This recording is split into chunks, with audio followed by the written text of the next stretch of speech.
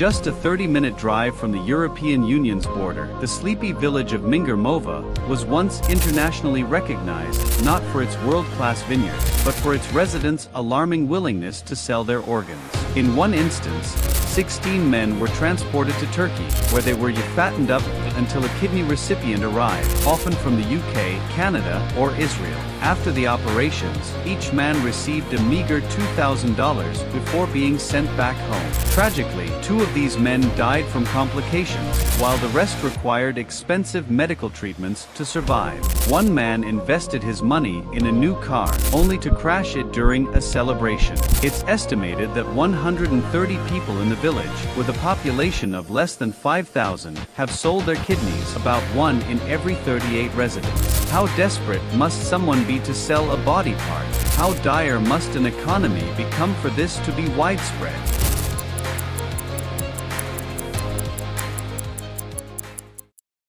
By the early 21st century, Moldova had suffered the most severe peacetime decline in living standards and economic output of any nation in modern history. GDP had plummeted to just under a third of its 1990 level, equating to $400 per capita, on par with some of the poorest regions on Earth. The country's fortunes have remained bleak. In 2014, a financial scandal saw $1 billion, an eighth of the entire economy, vanish from 3 of its largest banks. The mastermind behind the heist has evaded justice and was even elected mayor of a city near the capital. To mitigate the financial fallout, the National Bank issued $870 million in 25-year bonds, burdening the already impoverished population until 2039. Yet, it wasn't always like this. Once a relatively prosperous component of the Soviet Union, Moldova was an agricultural powerhouse, also specializing in high-tech manufacturing for aerospace and military applications. Its citizens enjoyed stable jobs, quality education, and it was a vacation destination for Soviet elites. Today, only the tiny island of Tuvalu welcomes fewer visitors each year. On June 26, 1940, just days after France surrendered to Germany in World War II,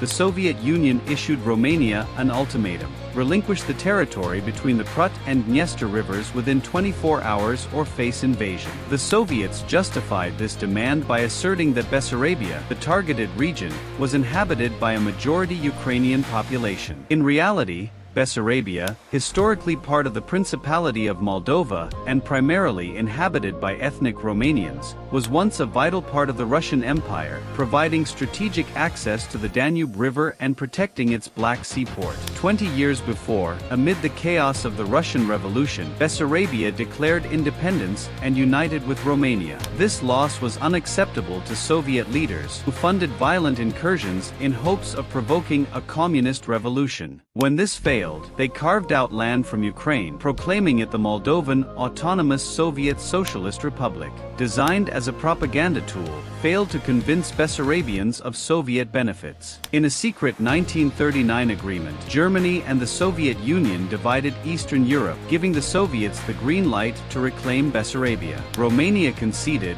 and Soviet troops occupied the lands. Neglected by Romania, Bessarabia had only 30% literacy, impassable roads, and no industry. Overpopulation meant subdivided plots of land barely supported households. When the Germans invaded the Soviet Union in 1941, they captured Bessarabia, only for the Soviets to retake it in 1944. Multiple armies devastated the region's infrastructure and farmlands, displacing families. After the war, Bessarabia merged with Transnistria to form the new Moldovan SSR. The Soviets arrested, deported, or executed 133% of the population to ensure ideological conformity. Transnistrians, seen as loyal, wielded significant power, while Romanian influence was suppressed, and collectivization efforts led to a devastating famine in 1946–47. By the early 1950s, political and economic turmoil subsided, and Moldova became an integrated part of the Soviet state.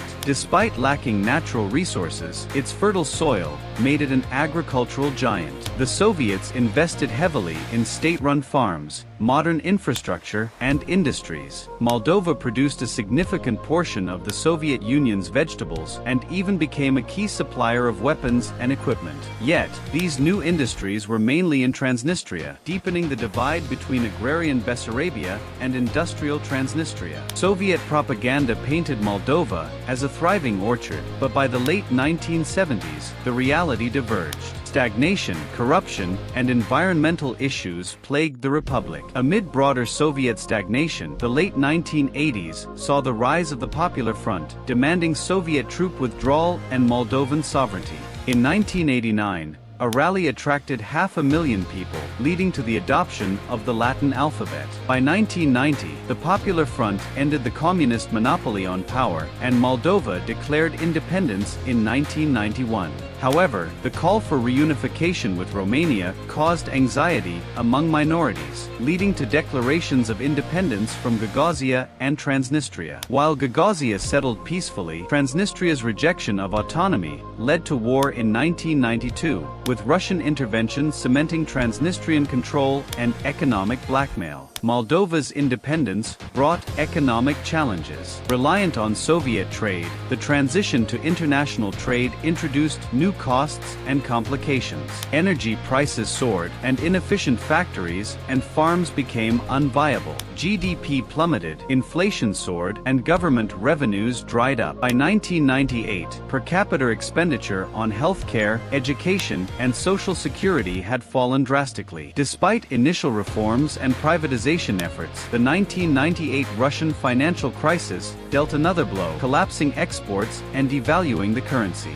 By 2000, Moldova was the poorest country in Europe, with rampant poverty and emigration. Desperate for change, Moldova elected the Communist Party in 2001, aiming to realign with Russia. However, failed negotiations and a pivot towards EU integration characterized the subsequent years. Corruption remained rampant, culminating in the 2014 bank heist. Investigations implicated high-level officials, but corruption persisted, deterring foreign investment and driving skilled workers abroad. Despite some anti-corruption efforts and an EU association agreement, Moldova's future remains uncertain, complicated by regional conflicts and Russian influence. Cursed by geopolitical strife, political instability, and corruption, Moldova's history has placed immense burdens on its people. To embark on a sustainable path to improvement, Moldovans must overcome these historical challenges and strive for a better future. Moldova's journey towards improvement is fraught with challenges, but not without hope. To turn the tide, significant efforts in several key areas are essential. Strengthening democratic institutions and ensuring transparent governance are crucial.